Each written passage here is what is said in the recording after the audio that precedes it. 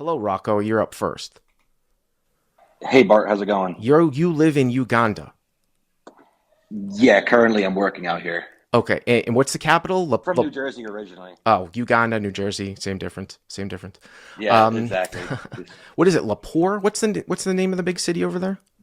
Kampala, Kampala. K-A-M. Kampala. Yeah, Yeah, Kampala, Uganda is the capital, and that's where this hand was played at. and they have poker in Kampala.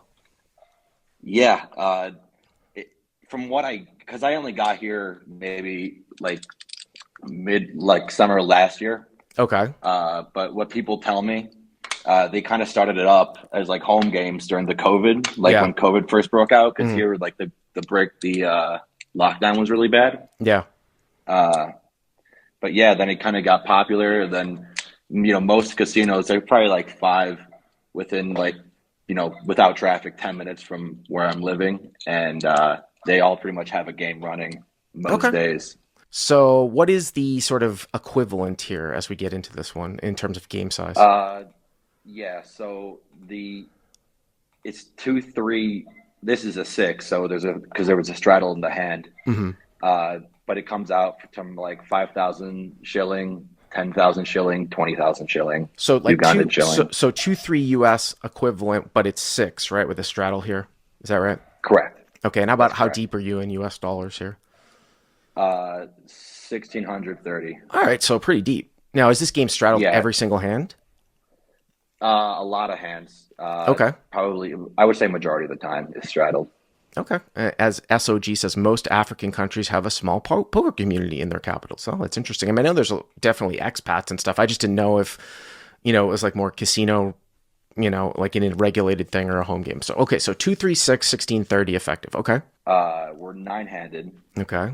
uh, and we're in the straddle with six of spades, four of spades. Okay. So here's in the straddle with 6, 4 spades. Okay. Yeah. Okay. So under the gun limps Hmm. for six. The main villain pumps it up to 25. From like This MP1. guy, he's kind of yeah, no, like UTG one, I Okay. would say. Hmm. Uh, Guy that's like opening really wide pre-flop, but not necessarily like maniacal post-flop. Okay. Um, yeah, so MP1 and MP2 both call, Okay. hero calls, and UTG calls. So MP1 and MP2 call, you're in for six. It's just over a 4x open. You're going to be getting kind of pot odds. You have a gap suited connector. Some nits would fold here. I wouldn't. I would fold like 6-4 off, but you just have to be aware though. Sometimes you can get into reverse implied odds situations when that means, of course, when you make a draw that it's no good, right? You get overflushed or overstrayed or something like that. You know what I mean? Something like that. But hero calls and +1 calls. So you're at five ways. Yeah, we're five ways to a flop. I have the pot at 130 Okay. Yep. based on that math. Mm-hmm. Mm-hmm. Yep. The flop is the king of spades, the eight of spades, and the five of hearts. King of spades, eight of spades, five of hearts. So king of spades, eight of spades, five of hearts. And of course, it looks like you have flopped a combo draw in the form of a flush draw and a gut shot here to a seven. Also, thing of note is that you can pick up additional straightening equity a lot on the turn too in the form of double gutters, and this is a little bit even better than just a kind of a naked type of gut shot. Right. Okay. Yeah. Mm-hmm. I actually for a lot of those reasons, you know, I I ended up checking, but I thought about a lead. Just I don't know. It seems like a lot between, but it just seemed like between the four other players. That just seemed like pretty ambitious. Yeah, So Rocco, I think I you're just I think you're a website subscriber, right? So the last 2 weeks, I did podcasts on the flagship podcast on draws, right? Like when do we lead out on later streets and on flop? There's no way I'm leading here. So sometimes you can play this a little bit exploitively where you can, I mean, it probably wouldn't be doing this on king high boards, but on boards where the pre-flop raiser isn't going to be like doing a lot of betting when they don't have anything, and you're multi-way and you flop like a pretty thick value hand like two pair plus or sets, a very easy case can be made for leading in those particular spots. But when you have a draw, leading doesn't really accomplish much, especially you're not going to get through four people. Now, if you want to add max fold equity to your draw, that's a different story, and you can plan on check raising, especially if the pre-flop raiser checks and somebody in the field bets. Now, what I will say here, so I might check raise here depending on what happens in front of us, but I will also say here though too, this is not top pair dynamic, quote unquote. And what I mean by that is that it's different than 8-5 deuce. Well, of course, 8-5 deuce would be a huge draw for you, but the king is going to be rather static. Excuse me one second. Every time I do this show, I don't understand it. The king's going to be rather static. I mean, it's not going to be a top. I mean, top pair is not going to change much. I mean, obviously an ace can come, but those are my thoughts right now. But I would definitely check. Would you do? Okay. Yeah. So we check, undergun checks. Okay. So pre-flop raiser checks. No. Under the gun, the original limper. Oh, checks. I'm sorry. And then check. villain. Okay. Yeah, no problem. Yeah. And then villain bets out $35. So pretty small. Yeah, real small. Okay. So villain bets 35. Then, okay. Yeah, and then it folds around to me in the straddle. So everybody folds. Well, sorry, I should say MP1 and MP2. Right. You still have the limper behind you. You still have the limper behind you. Yeah, I still have the under the gun. Yeah, I still have under the gun behind me. I mean, the only thing about this is that's dissuading is that because you can really play like a squeeze. If somebody were to call in the field, you can leverage that caller in the field. And the pre-flop raiser, even if he had a king, he might not even want to get involved if you throw in a check raise here. I mean, the great thing about being in the straddle is that you can actually represent a lot of hands that make sense for you to have that you can't have in the field.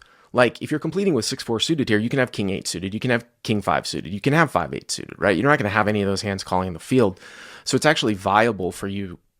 You can tell the story that you have more than one pair through a check raise here. The only thing I would say is that it's kind of weird. Boy, that's pretty small sizing, but I could probably go either way with it here where, I mean, he's betting 35 into like whatever, 125, 130. You could actually make it like 150, 160. And if he folds out like 50% of the time now, you're just printing money. If you choose to check raise though, you do have to understand when to not just, you're not going to mindlessly double barrel if the pre-flop raiser calls. You have to understand when to check and when to bet. And I did go over that too last week. So I could actually go either way with this one. It does cause a little bit of concern for me that he bet into 4 people. So I might just call. And then you're led, if you do just call, you're led with some interesting scenarios on the turn where you're going to have some leads, I think, on the turn. Some of the time, making your hand, maybe picking up additional equity with pair plus straight draws, things like that. So what did you do? Right. Yeah, so we just call. I just felt like, it was just a weird sizing, and for a lot of those reasons, I thought about just, check raising. But it just seemed like I have such like a, I have a gutter, I have this, I have spades. There's a lot of cards that can improve me on the turn. Just take the equity, I guess, right, and call. Well, I mean, I think I talked about it. Does a limper fold?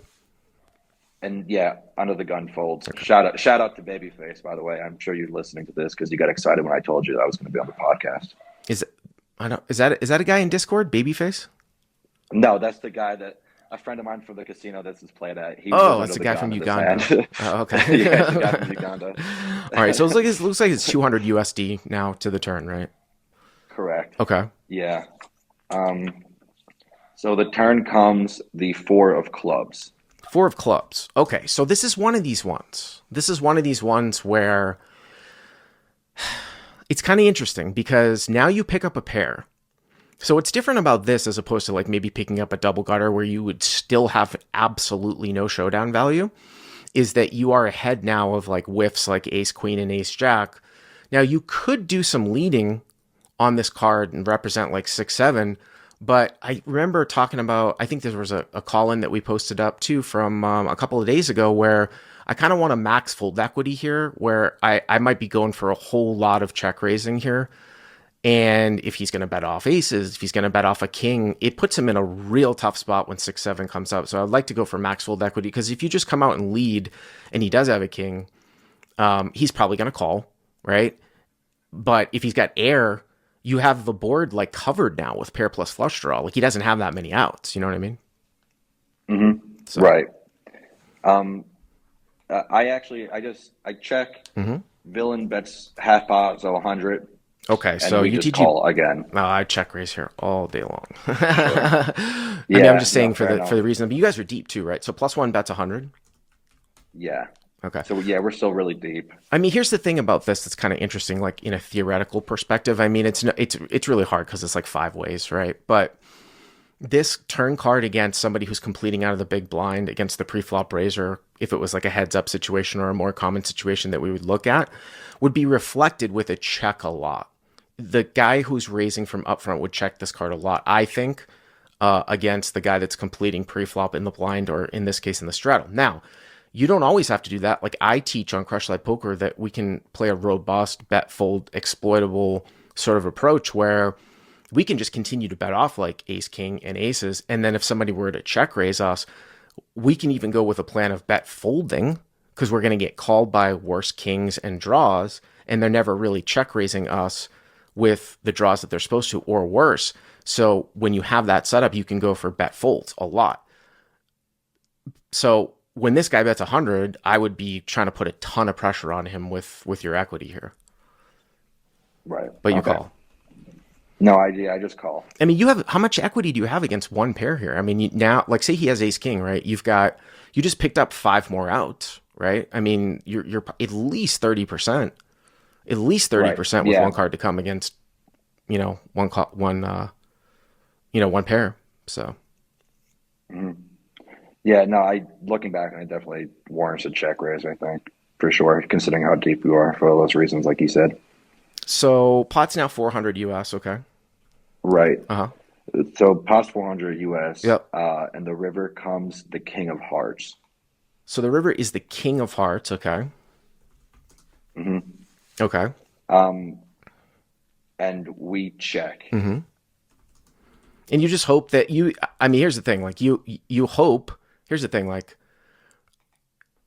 there's a way for you to win this hand if it goes check check, and probably what it would have to be is if this guy was barreling nut spades. So if I was your opponent here and I was barreling nut spades and you were in the straddle and you've gone check call, I'm not gonna bluff this card probably. I'm probably not gonna bluff it because I think you're weighted towards king X when I have spades. Now maybe once in a while I might, depending on the texture of the board, throw in a very small bet to sort of get you off of like pair plus flush draw or straight draw plus pair, like a low pair. But I think once in a while this will go check check, and this guy's gonna like turn over like ace jack of spades, ace queen of spades, ace ten of spades, something like that. Yeah, actually, that's exactly what happens. It goes Oh, check, check. okay. Yeah. So I didn't even know. And Okay, it goes check check. Uh huh. yeah. No, I didn't put it in the Yeah. when I submitted it just because it's kind of anticlimactic. And But we show down the pair of fours and we win. Hero wins. did you ever see what he had? For a long time, like, so I check it over to him, and he just like he put his head down. Like, I've never seen this guy like he seemed like so distraught over a decision. And the more it took him like 2 minutes, where usually this guy will act within like 15 seconds, because this is a guy that would like, from up front this way, he would still open like King X suited all the way down to like, five, I think, because he opens that wide. So the more he was tanking, the more I was like, depending on the size of, because he bet us so small pre-flop or flop, I was like, if he bets out that kind of same size again, I might even call again, you know. Well, I mean, so did you find out what he had or no? No, I don't find out what he Okay. has. I shut down the four and he mucks. And by the way, like I said, I have absolutely no idea what the result, but like I said, I can see you sometimes winning here on this card because of the fact that it looks like you have a king a lot, especially if he's got spades. Now, when I might bluff and run a triple barrel as an under bluff, if I'm your opponent, is if I was starting some sort of backdoor bet, like with Queen Jack of Hearts, which is like three to a straight, three to a backdoor flush draw on King 8-5, right? It's King of Spades, Eight of Spades, Five of Hearts. But I would never start that against four people, nor would I barrel turn. So it's like that's why I think he's got spades there, unless he's just mindlessly betting. I mean, maybe he was betting like ace queen with the ace of spades, but I mean that turn should be check backed a lot. But I was going to say for those reasons, and I think that this is empirical evidence of this. If he bets the river, I think you just fold. I don't think there's really much hero calling going on here. You just fold. You know, Right. so If to be fair, if had spades had come out, say like I don't know, like nine of spades or whatever, something that like like doesn't complete an obvious straight, um, I'm probably bet folding. well, I think you have to lead. I mean, again, that's one of these spots where the reality of being unbalanced really comes into play when you make the obvious draw from out of position on the river, because the theory would say you should have some checks because of the fact that like when you're betting, you have it, and when you check, you don't. But the reality of it is that people don't value bet enough, and they will call you way more often than they'll make value bets with worse. So that forces you really to really bet from up front. Now, if a guy raises you on the river, yeah. I mean, we've seen this though on this show where people are even sometimes running stiff ace bluffs, where they might be capable of bluff raising you. That was never a thing back before, but in general, I would have led for sure. No. And I think if you make a straight, you have to lead too, right? Like if you have a hidden straight here, like a 3, which shouldn't be even that crazy scared, guys are just going to check back one pair. So that's why you can't like go for like this tricky little check raise. Right. Yeah. I mean, when I just called the turn, I was thinking like I kind of was just hoping for like a 6 or a 4. Like the less obvious that it was, the bigger I was going to bet, hoping that he would just have it show up with a king. Because he would just call. Like if I suppose it was like I don't know, like another 4 or a 6, and I have 2 pair. Right. A lot of this guy's range just includes King X. You still have to lead. You still have to lead, but I Like that I was gonna lead out larger yeah, versus like if it was a spade, right. I'm probably just Right, you're gonna I'm make it gonna look lead like a out bluff. half Right. pot. Right. You're Yeah, gonna make it look like a bluff. Rocco, exactly. I gotta move along. Thank you very much for the call and taking the time in Uganda. It's like 12, midnight? 12:26 local time there. Yeah, that's Okay. right.